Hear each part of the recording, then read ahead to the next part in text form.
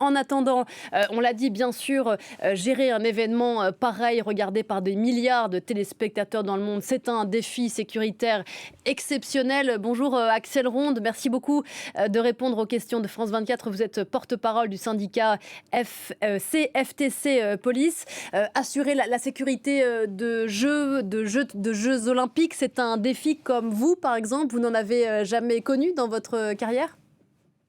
Oui, hein, c'est quelque chose d'innovant puisque ça arrive une fois par siècle, hein, peut-être même plus en avant. Mais en tous les cas, nous sommes bien préparés à cela, hein. Il va y avoir le jour de la cérémonie d'ouverture 45 000 fonctionnaires de police, de gendarmerie, 10 000 militaires et 22 000 agents de sécurité. Donc ça va faire beaucoup de monde pour assurer la sécurité, pour éviter tout point de crispation qui pourrait y avoir, hein, dans la gestion de la foule, parce qu'il va y avoir énormément de monde. Donc, nous avons mis en place des process, hein, dans le cadre de ces bulles de protection. Il va y avoir toute une série de mesures pour contrôler les individus qui vont rentrer dans ces périmètres, pour éviter toute action du type terroriste, hein, puisque c'est cette menace-là que nous redoutons le plus.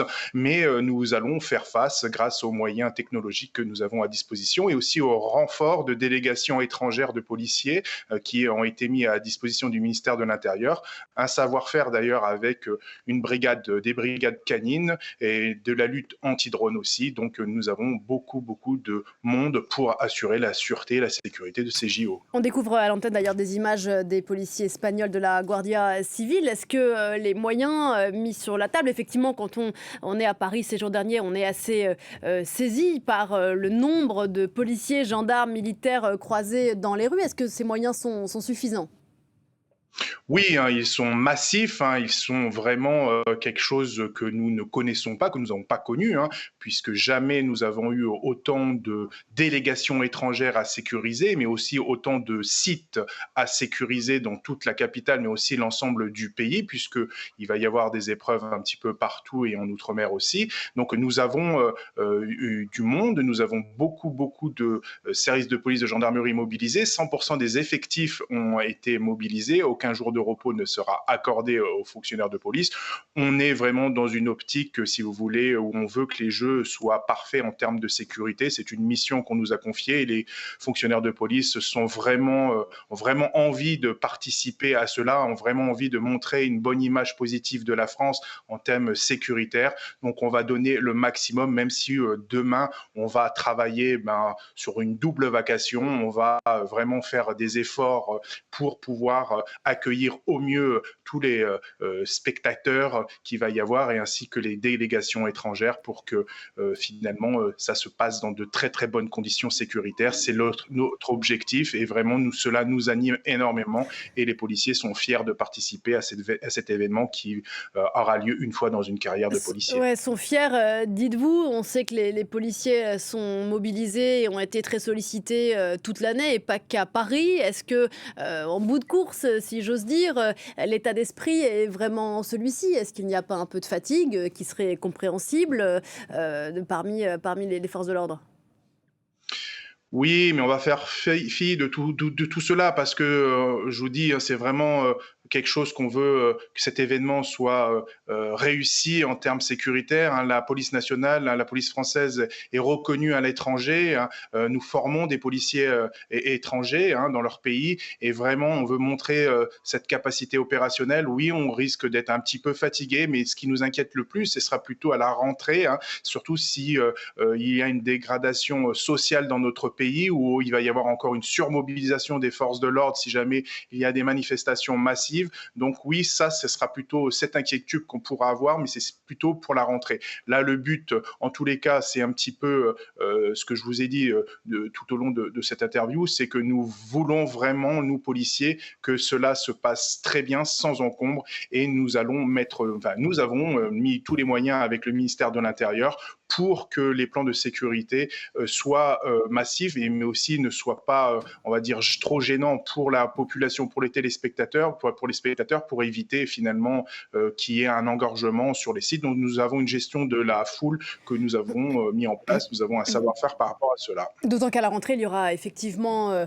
la rentrée politique, la rentrée des classes, la rentrée des habitants et les Jeux paralympiques avec les mêmes bulles sécuritaires. Donc effectivement, à nouveau beaucoup d'engagement. Est-ce qu'il y a une inquiétude particulière parmi les forces de l'ordre autour de certains endroits, autour de certaines délégations? On a beaucoup parlé de la délégation israélienne ces derniers jours. Oui, alors la délégation israélienne est particulièrement surveillée, hein, parce que on a pu entendre certaines prises de position d'hommes politiques appelant à le boycotter, appelant aussi à des actions. Donc on sait très bien que certaines personnes qui sont déséquilibrées et qui passent souvent à l'acte dans notre pays avec des attaques au couteau risquent de vouloir, si vous voulez, entendre ces paroles comme, finalement une autorisation d'y aller. Ça nous inquiète énormément.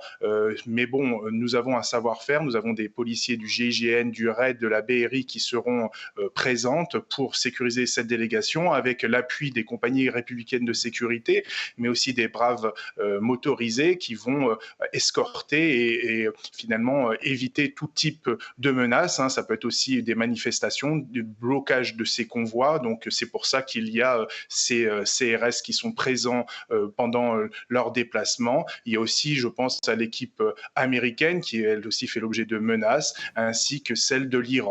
Donc nous allons être vraiment mobilisés pour cela. Nous avons tous les types de métiers de la police qui sont finalement employés, et ça c'est une nouveauté où nous avons eu aussi une coordination très forte du ministère de l'Intérieur avec la cellule de crise qui sera activée pour gérer tous les problèmes, toutes les problématiques qu'il pourrait y avoir tout au long de ces JO. Vous l'avez évoqué en début d'interview, le risque terroriste, par définition très difficile à anticiper. Là encore, les équipes sont prêtes?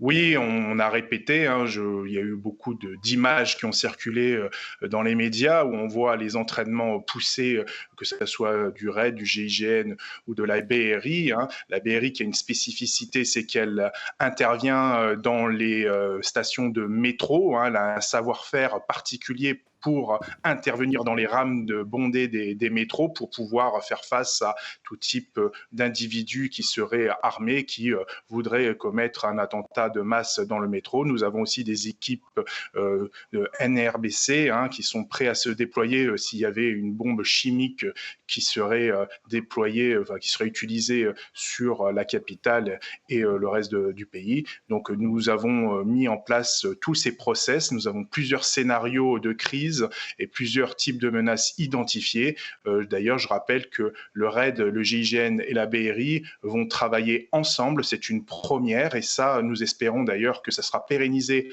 après la fin des JO parce que nous avons besoin de toutes les forces de police et de gendarmerie qui travaillent main dans la main et qu'il n'y ait plus de lutte, on va dire, de chef et parce que c'est la sécurité des Français qui en vaut la peine parce qu'on sait très bien que les terroristes n'ont pas finalement n'ont pas ces scrupules et veulent à tout prix déstabiliser notre pays. Axel Ronde, porte-parole du syndicat CFTC Police, merci beaucoup d'avoir répondu à nos questions. Bon jeu à vous et à vos équipes.